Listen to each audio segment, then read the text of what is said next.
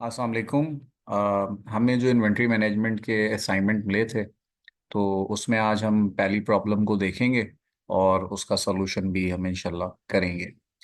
तो first problem हमारी क्या कहती है कि consider the following examples of an NPS record for a product built in a make to stock environment. तो सबसे पहली चीज़ हमें ये पता लगी कि ये एक तो एमपीएस का रिकॉर्ड है एक प्रोडक्ट का, और वो मेड टू स्टॉक एनवायरनमेंट में हमारी इन्वेंट्री जो है वो हेल्ड होती है। The product is build in a fix order quantity of 125 units. दूसरा हमें ये पता लग गया कि जो हमारी फिक्स ऑर्डर क्वांटिटी है 125 यूनिट्स है, यानी कि मिनिमम और मैक्सिमम हमने जो है 125 यूनिट्स जो है प्रोड्यूस करने हैं, ये हमारी फिक्स बैच क्वांटिटी है। And there are 110 units in beginning inventory, और हमारे पास बिगनिंग इन्वेंट्री में 110 यूनिट्स ऑलरेडी मौजूद हैं। Table one is an initial MPS record showing the demand forecast for the next 12 weeks. तो ये एक इनिशियल हमारा एमपीएस रिकॉर्ड है। हमने दो चीज़ें पढ़ी हैं अपनी थ्योरी स्लाइड्स में कि एक इनिशियल एमपीएस रिकॉर्ड होता है, फिर हम उसको अपनी एक्चुअल कैपेसिटी से जो है मैच करते हैं और फिर हम उसको आगे उसके हिसाब से अपनी प्रोडक्शन को प्लान कर रहे होते हैं। तो हमारे पास जो इसमें गिवन डेटा है वो क्या है। सबसे पहले हमारे पास जो है उन्होंने हमारी फिक्स ऑर्डर क्वांटिटी दी हुई है जो कि हमारी है 125 यूनिट्स। ठीक है, उसके बाद हमारे पास बिगनिंग इन्वेंट्री है, वो है 110 यूनिट्स। ठीक है, तो अब इसको देखते हुए हम अपने एमपीएस को डिज़ाइन करेंगे। आ, इसको अगर हम यहाँ पे देखें तो हम इसका सॉल्यूशन करते हैं। सॉल्यूशन करने के लिए हम इस पूरे टेबल को यहाँ पे हम कॉपी कर लेते हैं ताकि हम इसको अपने तरीके से सॉल्व करें। तो सबसे पहले हमने ये 0 वीक रखा हुआ है, यानी कि ये प्रीवियस पीरियड है। वन से पीरियड वन से लेके यानी वीक वन से लेके वीक 12 तक का हमारा पीरियड्स यहाँ पे मेंशन हो गए हैं कॉलम्स में, और रॉज में फोरकास्ट हमारी आ गई है और प्रोजेक्टेड अवेलेबल है। तो हमने पहले से ही 110 यहाँ पे शो कर दिया है प्रोजेक्टेड अवेलेबल में। इसको मैं ज़ीरो कर देता हूँ ताकि हम समझ सकें कि किस तरह वर्क हुआ है ये। सो 110 यूनिट्स हमारे पास अवेलेबल थे। जो फर्स्ट वीक की हमारी डिमांड फोरकास्ट आई वो हमारी आई 50 यूनिट्स। तो इस 110 में से मैं जब 50 यूनिट्स दे दूंगा तो मेरे पास 60 यूनिट्स रिमेनिंग रह गए। ठीक है, प्रोजेक्टेड अवेलेबल। अब इसके बाद फिर मैं नेक्स्ट वीक में आया, फिर मुझे 50 की डिमांड आई। ठीक है, डिमांड फोरकास्ट। फिर मैं 60 में से 50 यूनिट्स दे दूंगा तो मेरे पास 10 यूनिट्स अवेलेबल रह जाएंगे।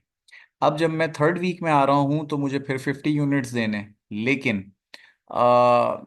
10 यूनिट्स मेरे पास अवेलेबल है और मुझे 50 देने हैं, तो इसका मतलब मुझे 40 यूनिट्स रिक्वायर्ड हैं मज़ीद देने के लिए।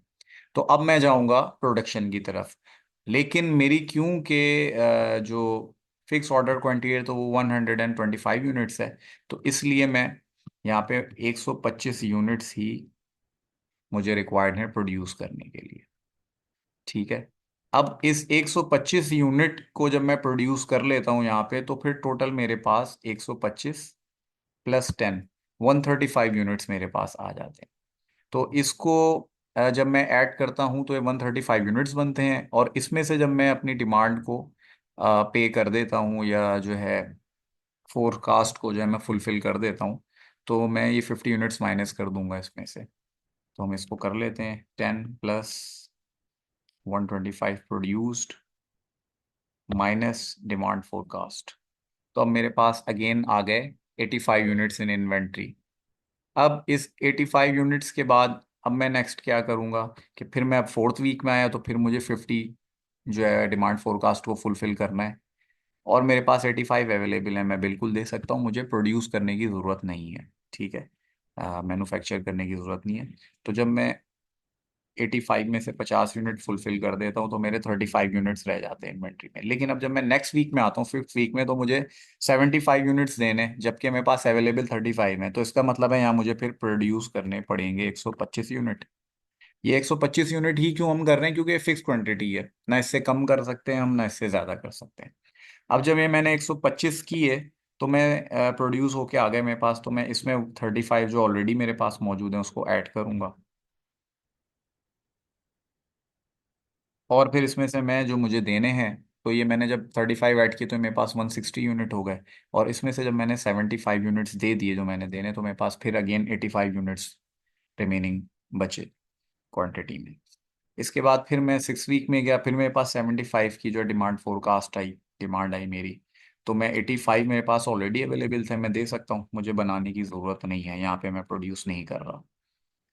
ठीक है, तो अब जब मैंने ये 85 यूनिट जो मेरे पास अवेलेबल थे उसमें से 75 जब दे दिए, तो मेरे पास 10 यूनिट्स बचे। जब मैं फिर 7th वीक में आया तो फिर मुझे 75 देनी है, डिमांड मेरे पास आई भी है।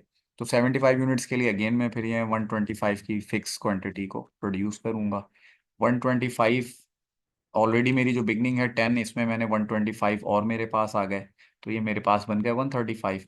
और इसमें से जब मैं 75 दे दूंगा तो मेरे पास 60 यूनिट्स बचेंगे इन्वेंट्री में।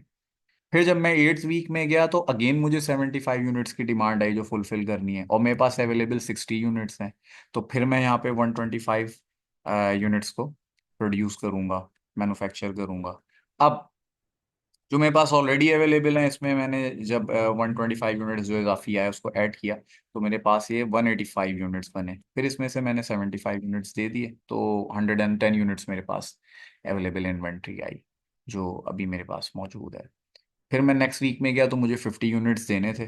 ठीक है, तो अगेन मैं फिर यही करूँगा कि मैं 50 यूनिट्स, 110 मेरे पास अवेलेबल हैं, तो मुझे प्रोड्यूस करने की ज़रूरत ही नहीं है, तो मैं 110 में से 50 यूनिट्स दे दूंगा। फिर मेरे पास 60 रह जाएंगे इन्वेंट्री में।